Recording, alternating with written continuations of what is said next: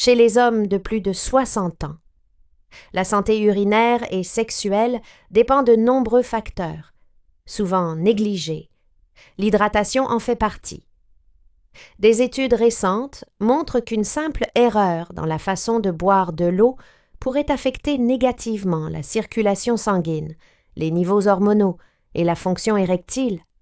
Dans cette vidéo, nous allons analyser ce que les urologues identifient comme une habitude courante, mais néfaste, et vous expliquer comment ajuster votre routine d'hydratation pour mieux préserver votre vitalité sexuelle avec l'âge. L'eau est un élément fondamental de la physiologie humaine, représentant environ 60% du poids corporel total. Avec l'âge, la perception de la soif diminue, ce qui entraîne un risque plus élevé de déshydratation chronique, souvent sous-estimé chez les seniors. Pourtant, une hydratation adéquate joue un rôle central dans de nombreuses fonctions biologiques, y compris celles liées à la santé sexuelle masculine. La fonction érectile repose en grande partie sur la qualité de la circulation sanguine. Une érection est le résultat d'un afflux de sang vers les corps caverneux du pénis, déclenché par une stimulation nerveuse. Ce mécanisme nécessite une pression artérielle suffisante, une souplesse des vaisseaux sanguins et un bon équilibre neurovasculaire. Or, la déshydratation, même modérée, peut perturber ces paramètres. Selon une étude publiée dans Journal of Sexual Medicine 2015, une baisse de l'hydratation corporelle a été associée à une réduction significative de la pression sanguine systolique et à une augmentation du taux de cortisol, une hormone du stress. Ces deux éléments peuvent contribuer à une vasoconstriction, c'est-à-dire un rétrécissement des vaisseaux sanguins, réduisant ainsi le flux sanguin vers les organes périphériques, y compris le pénis. En conséquence, la qualité des érections peut être affectée, en particulier chez les hommes ayant déjà des facteurs de risque cardiovasculaires ou métaboliques. Par ailleurs, une étude de 2020 parue dans Clinical Endocrinology a mis en évidence une corrélation entre la déshydratation chronique et une baisse des niveaux de testostérone libre.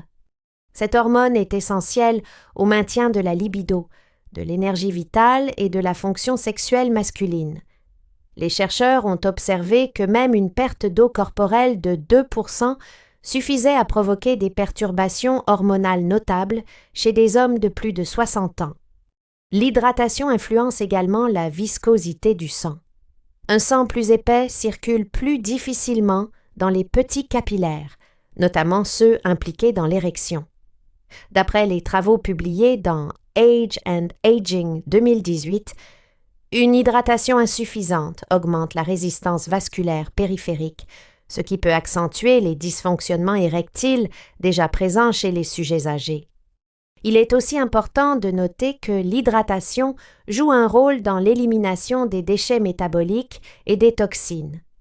Le foie et les reins, impliqués dans le métabolisme des hormones sexuelles, fonctionnent de manière optimale lorsque l'organisme est correctement hydraté.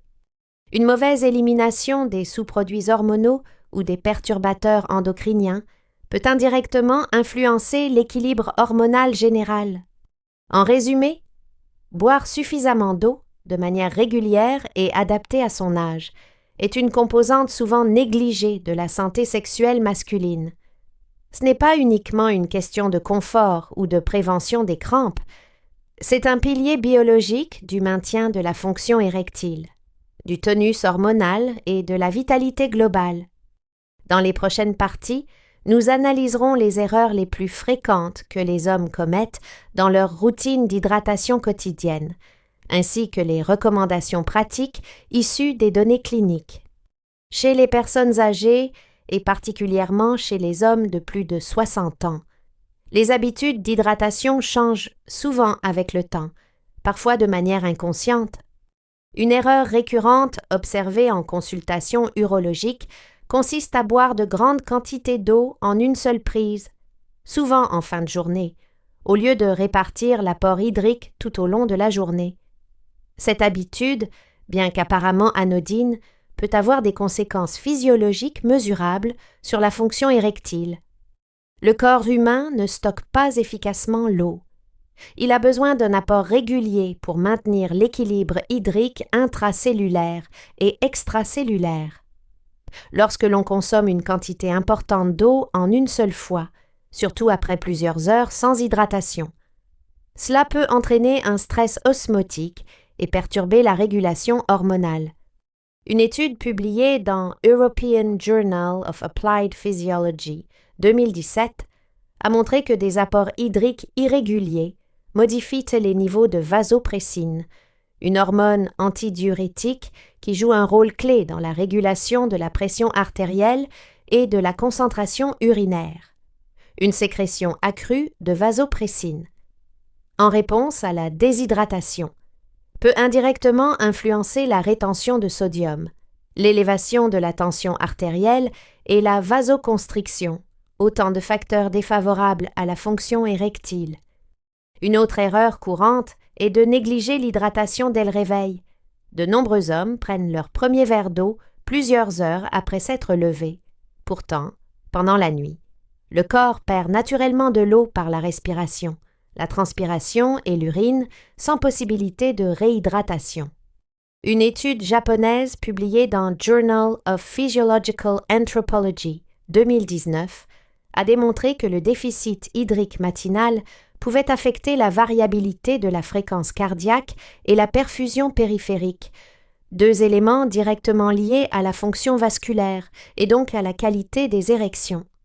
En outre, il est fréquent que les hommes âgés limitent volontairement leur consommation d'eau en journée pour éviter les allers-retours fréquents aux toilettes, notamment en cas d'hyperplasie bénigne de la prostate HBP. Si cette stratégie peut sembler pragmatique, elle engendre souvent un cercle vicieux.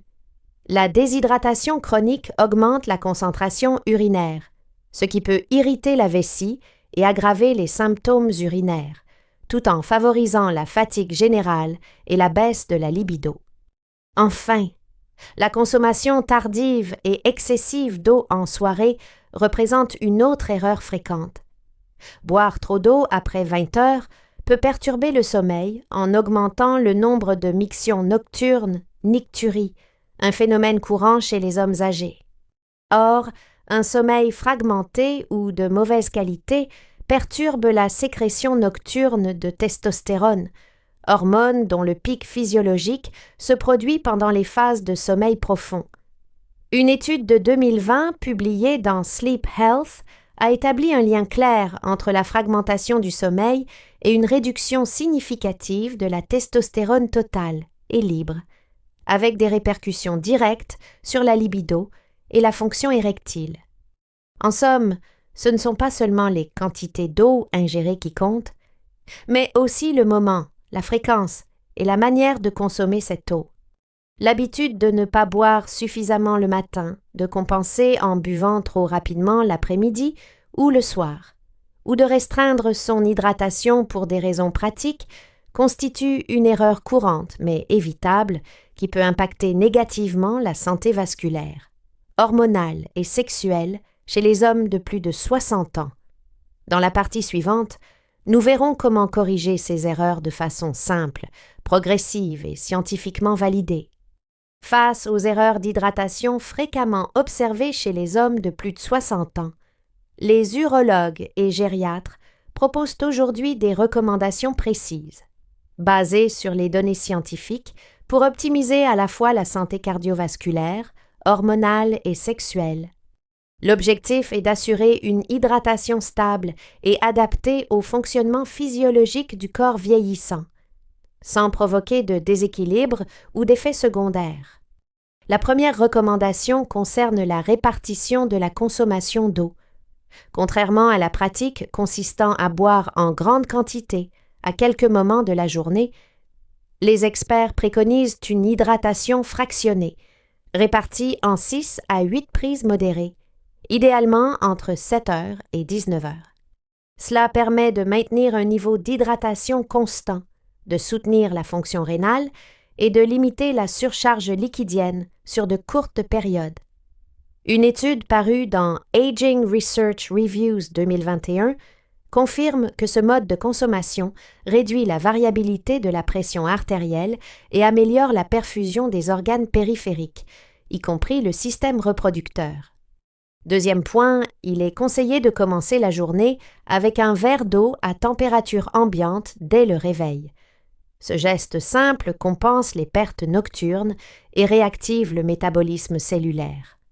Selon des données publiées dans Frontiers in Physiology 2018, ce type de réhydratation matinale favorise une meilleure réponse neurovasculaire et améliore la fonction baroréflexe, essentielle à la régulation de la tension artérielle, un facteur clé pour les érections de bonne qualité.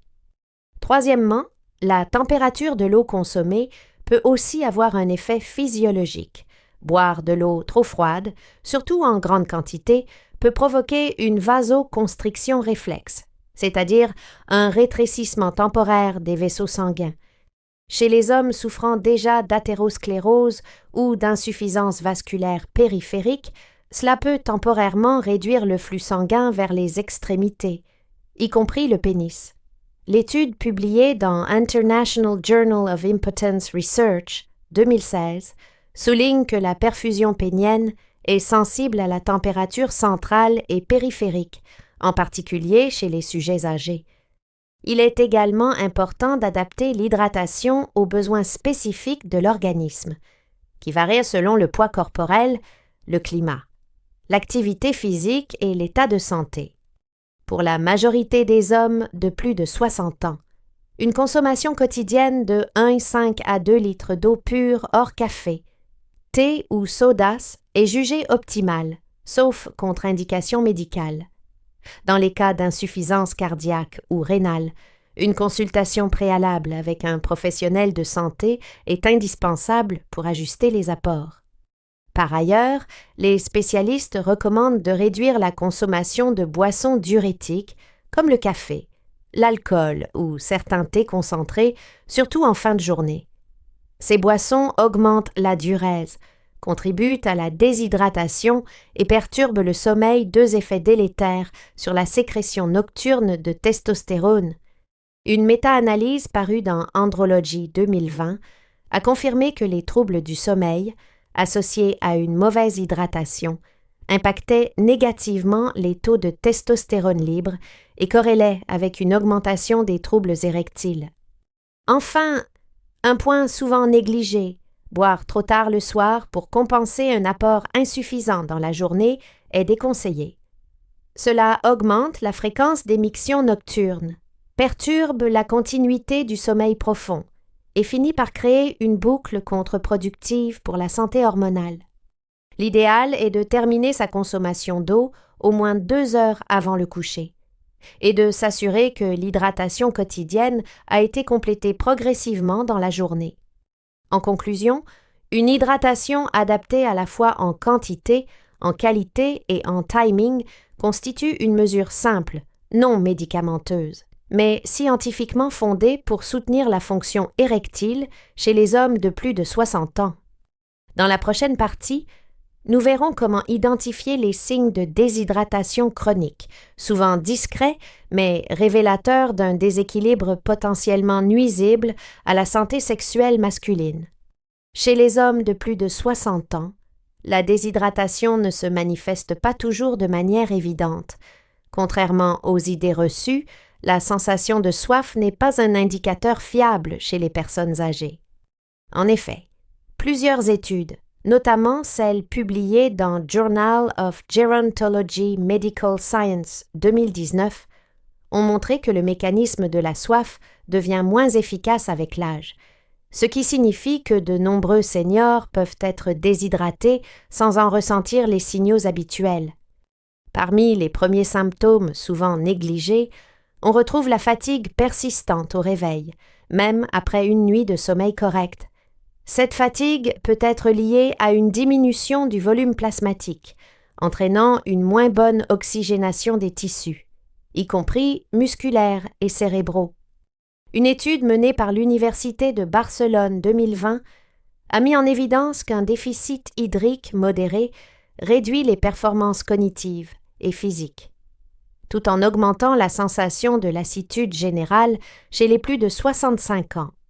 Un autre signe fréquent mais peu spécifique est la sécheresse buccale, souvent attribuée à tort aux effets secondaires médicamenteux ou à une mauvaise hygiène bucco-dentaire.